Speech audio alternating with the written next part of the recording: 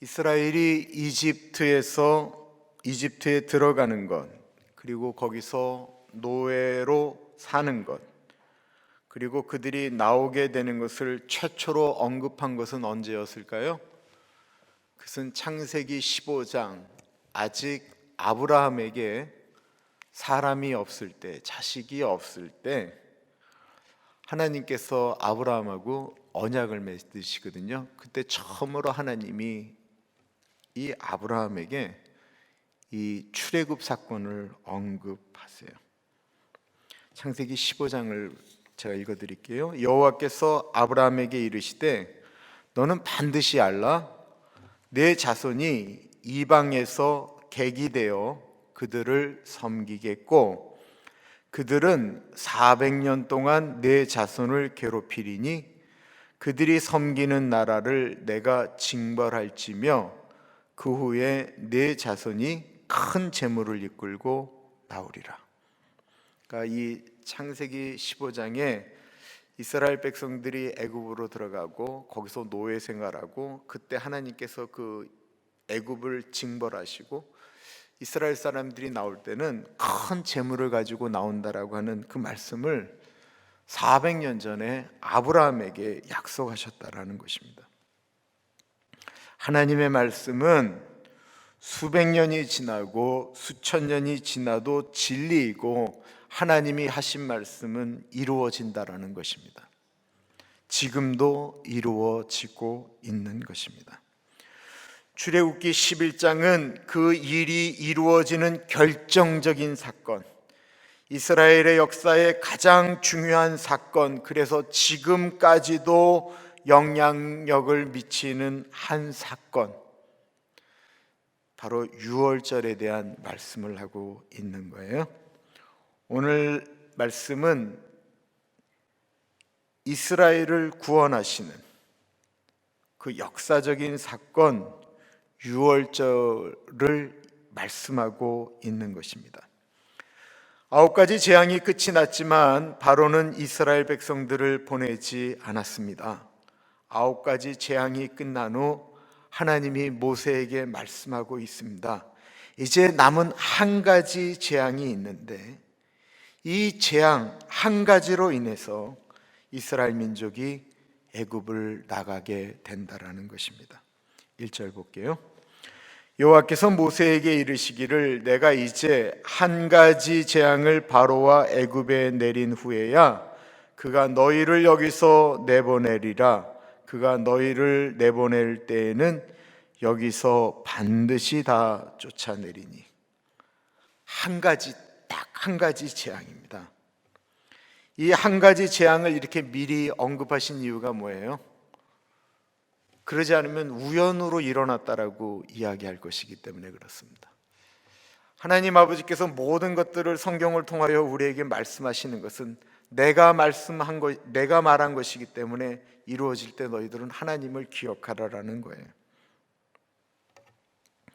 그런데 얼마나 무서운 재앙이기에 1절에 보면 여기서 반드시라고 이야기하고 계시는 것입니다. 이거 끝나고 나면 반드시 너희들을 내보낼 거다라고 이야기하는데 그냥 내보내는 것도 아니고 쫓아낸다라는 거예요.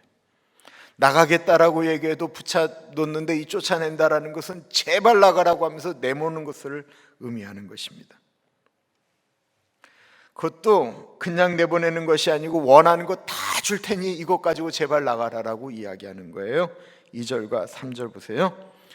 백성에게 말하여 사람들에게 각기 이웃들에게 은금 패물을 구하게 하라 하시더니 여호와께서 그 백성으로 애굽 사람의 은혜를 받게 하셨고 또 그 사람 모세는 애굽 땅에 있는 바로의 신하와 백성의 눈에 아주 위대하게 보였더라.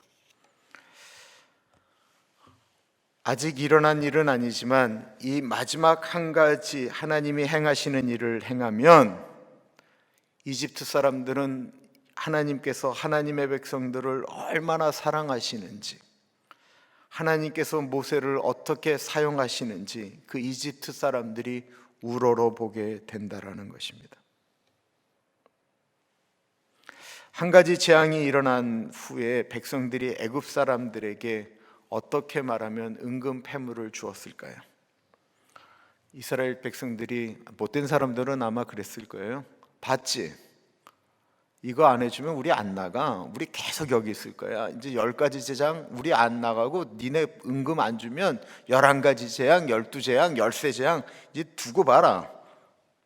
우리 하나님 능력 보았지? 돈 내놔! 라고 하면서 소리를 질렀을까요? 그게 아닙니다.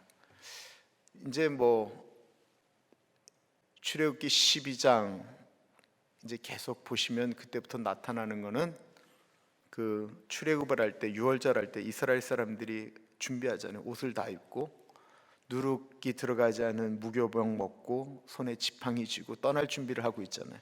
근데 언제 가서 큰 소리 치겠어요? 여기서 백성들이 애굽 사람에게 말하여라고 표현하고 있잖아요.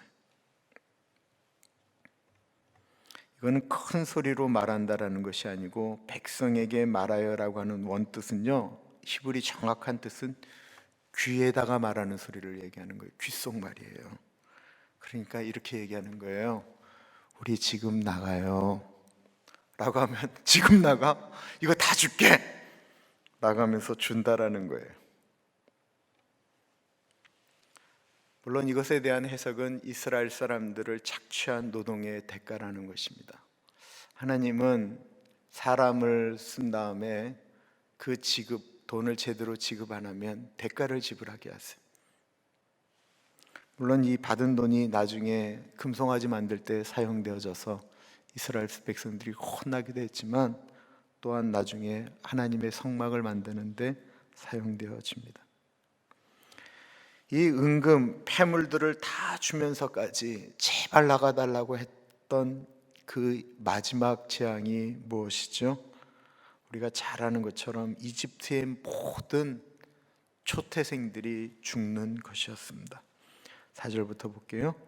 모세가 바로에게 이르되 여호와께서 이와 같이 말씀하시기를 밤중에 내가 애굽 가운데로 들어가리니 애굽 땅에 있는 모든 처음 난 것은 왕위에 앉아 있는 바로의 장자로부터 맷돌 뒤에 있는 몸종의 장자와 모든 가축의 처음 난 것까지 죽으리니 애굽 온 땅에 전무후무한 큰 부르짖음이 있으리라.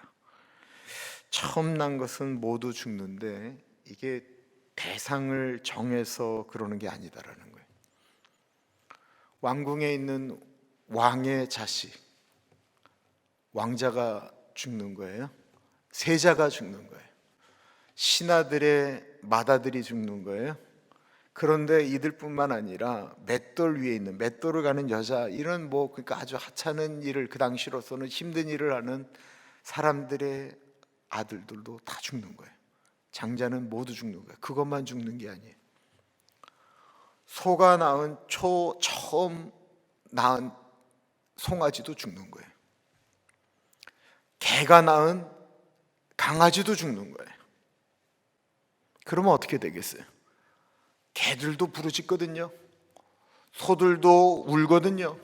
사람들도 우는데, 저기 왕궁으로부터 귀족들, 관료들 할 거 없이, 심지어는 종들이 사는 숙소에서도 울부짖음이 일어나기 때문에 애굽 온 땅에 전무후무한 큰 부르짖음이다라는 것입니다.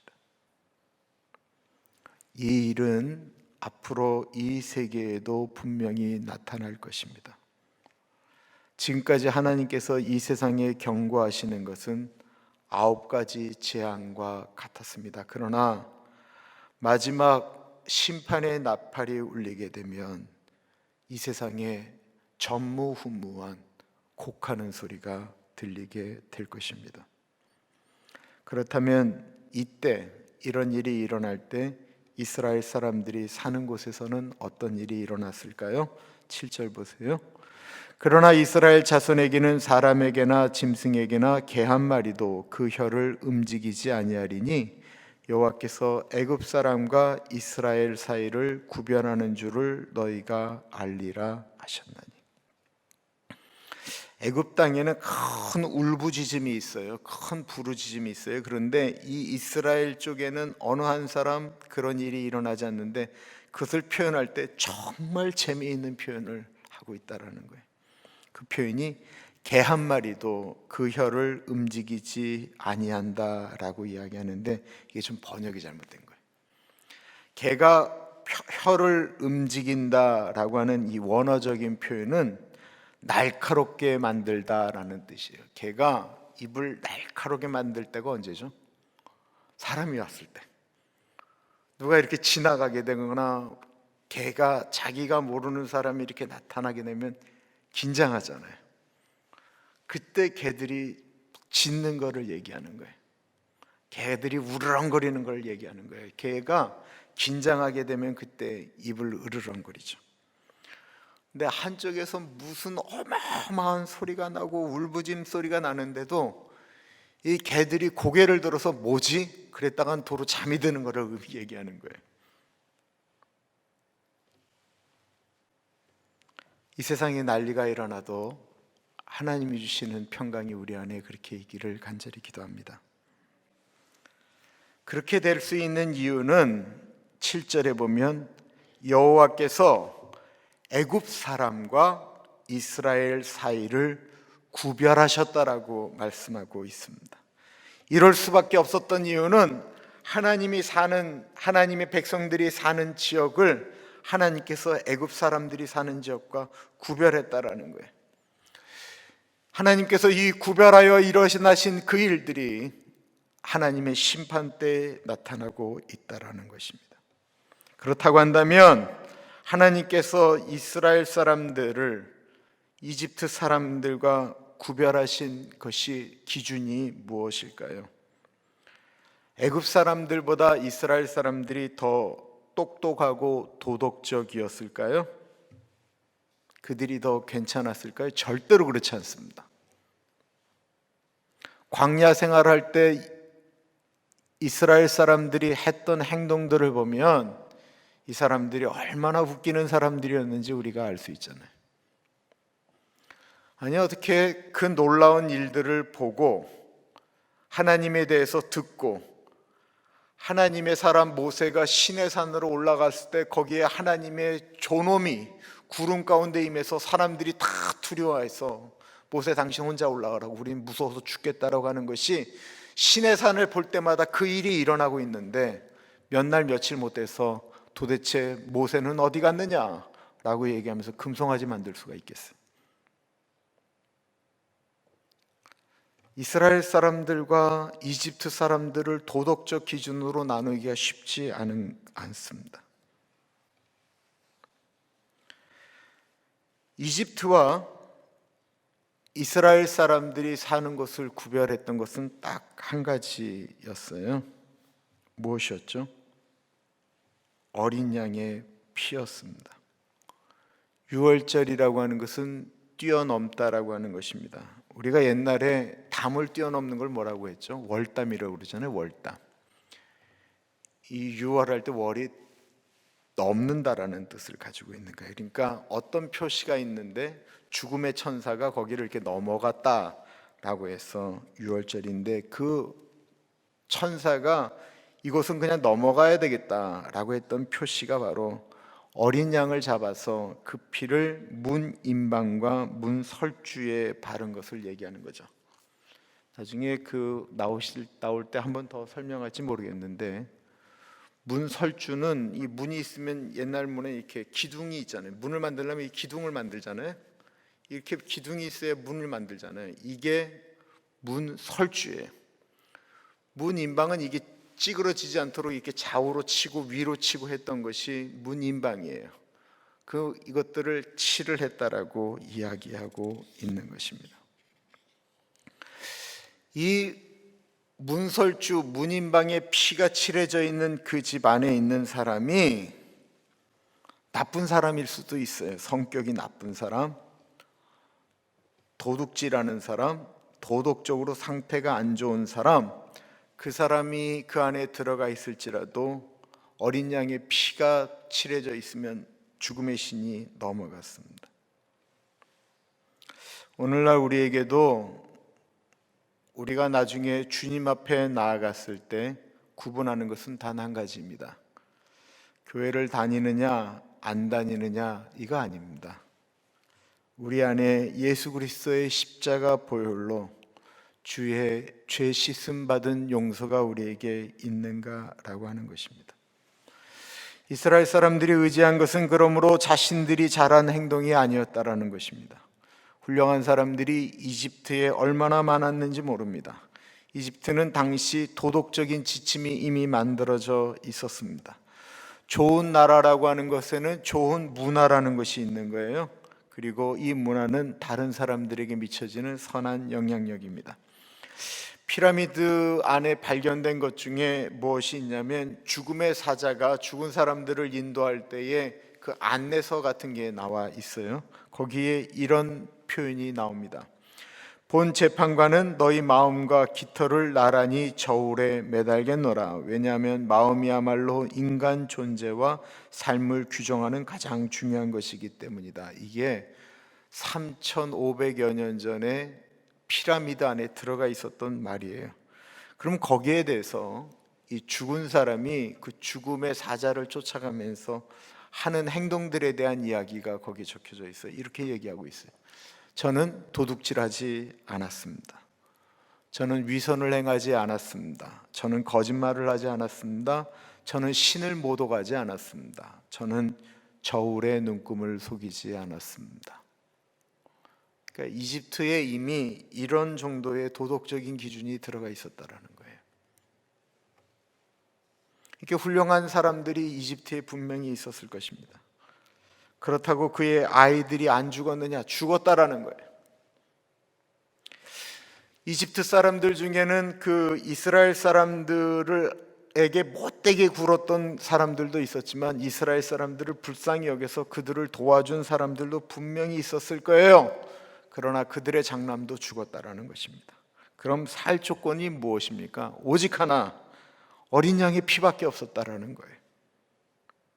그리고 오늘날 그 어린 양의 피, 그 유월절의 신약적인 의미는 예수 그리스도의 십자가입니다.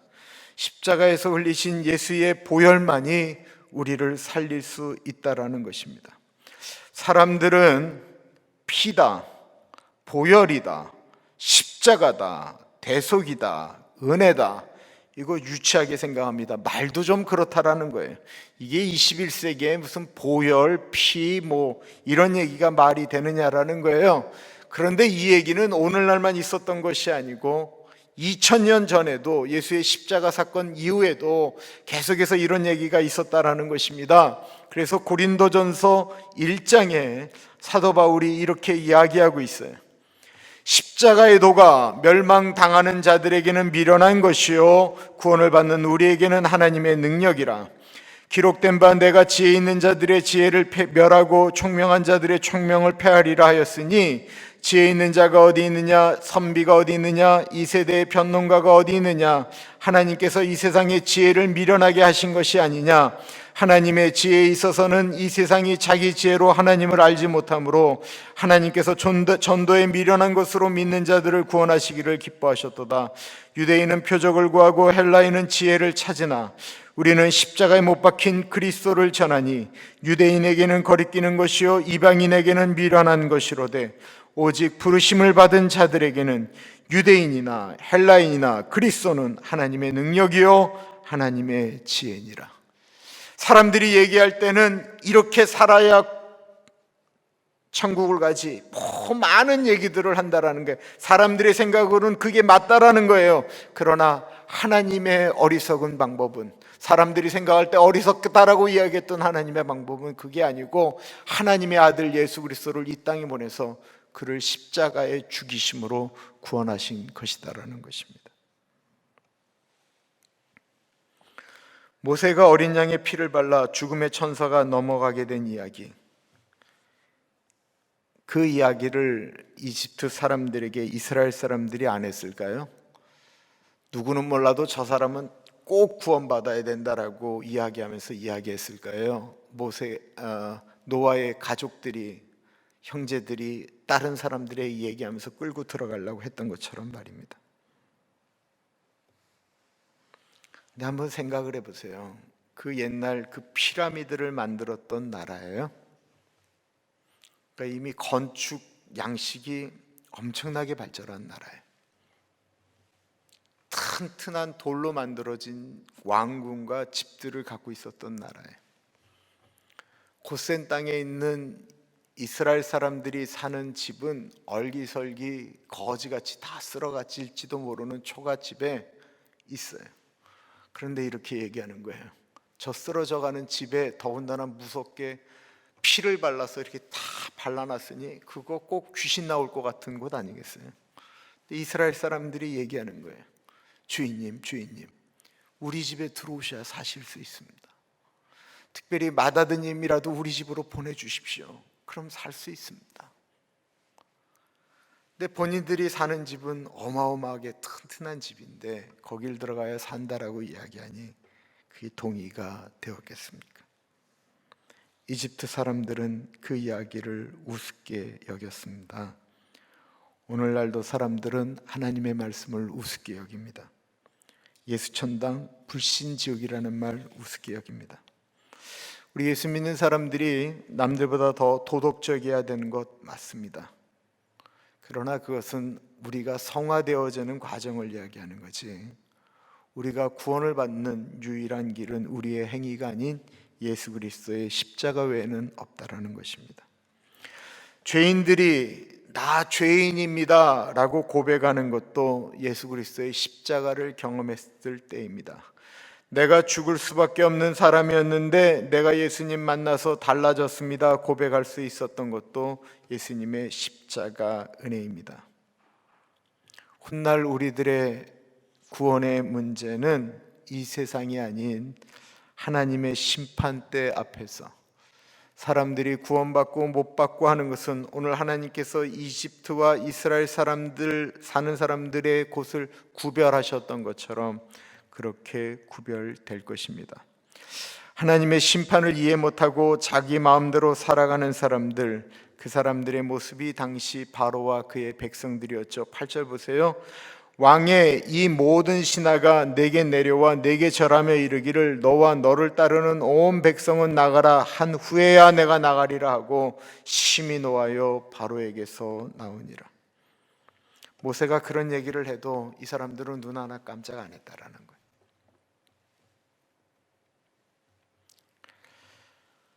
아무리 예수 믿어야 구원을 받는다라고 이야기를 해도 사람들은 눈 하나 깜짝 안 합니다. 예수 믿는다고 조롱당하고 아파할 수 있습니다. 자식들이 부모님의 신앙을 위해서 기도합니다. 부모님들이 자식들이 예수 믿는다라고 조롱합니다. 어저께 카톡으로 올렸지만 그 송정훈 집사가 이제 공항에서 목사님, 내가 우리 아버지의 구원을 위하여 10대 때 아마 내 평생에 흘려야 될 눈물을 다 흘린 것 같습니다. 아버지의 구원을 위하여. 그러면서 송정훈 집사님이 이런 얘기를 하더라고요. 목사님은 아버지가 목사님이셨기 때문에, 그리고 송상희 집사는 아버님이 한국의 충현교회 장로님이셨거든요. 우리 집사람도 이 아픔 모릅니다. 성경책이 찢겨져 나가고 교회 간다라고 그 모진 핍박을 하는 것, 목사님 아무리 해도 목사님 이해 못하세요. 근데 제가 진짜 이해 못해요. 전 뭐 중고등학교 때 제가 도리어 목사들인 것 때문에 힘들어했지 그거 잘 이해 못해요. 근데 얼마나 기도를 많이 했는지. 그 아버지가 예수님 믿고, 예수님 믿은 아버지가 미국에 왔을 때 아버지 식사 기도해 주세요 라고 할 때 아버지가 했던 기도를 목사님 내가 그 기도가 얼마나 멋있었는지 몰라요 라고 고백할 때까지 얼마나 많이 울었겠어요? 그런데 그렇게 고통받을 때까지 너무 조롱당했다라는 것입니다. 빌립보서 2장에 예수님의 십자가 사건이 우스운 것 같은데 이것이 얼마나 놀라운 일인지 말씀하고 있습니다. 사람의 모양으로 나타나사 자기를 낮추시고 죽기까지 복종하셨으니 곧 십자가에 죽으심이라. 이러므로 하나님이 그를 지극히 높여 모든 이름 위에 뛰어난 이름을 주사 하늘에 있는 자들과 땅에 있는 자들과 땅 아래에 있는 자들로 모든 무릎을 예수의 이름에 꿇게 하시고 모든 입으로 예수 그리스도를 주라 시인하여 하나님 아버지께 영광을 돌리게 하셨느니라. 왜 하늘에 있는 자들과 땅 위에 있는 자들과 땅 아래에 있는 자들이 예수의 이름 앞에 무릎을 꿇습니까? 그것은 죽음의 문제, 죄의 문제를 해결할 수 있는 오직 유일한 이름이 예수 그리스도이시기 때문에 그렇습니다. 오늘도 우리가 예수님의 십자가 보혈의 은혜를 의지하며 살아가는 것입니다. 그리고 그것이 구원입니다. 유일하게 우리가 살 길입니다. 오늘도 예수 그리스도의 십자가 은혜를 붙들고 살아가는 우리들이 되기를 축원합니다.